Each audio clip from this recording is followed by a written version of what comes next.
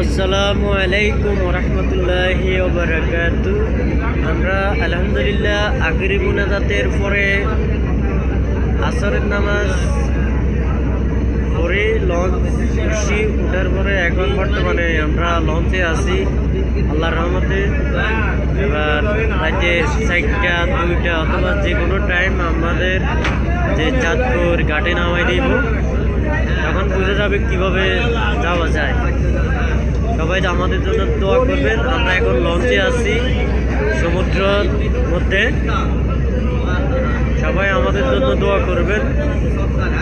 সব আমরা এলাকার মানুষ, এখানে আছে পায়রা, বদরপুর, নাঙ্গলকোট, লাকসাম, জিনিয়ারা, বাসুদের, তারপরে কিনারার, দুবছরের, বোকারার, আরও অনেক গ্রামের মানুষ আছে, ঠিক আছে। এটা অনেক লম্বা, আমার মোবাইলে যেটুক পারে এটুক এই দেখেন। এই তোমার বাড়ি কিনারা আমার তাল তো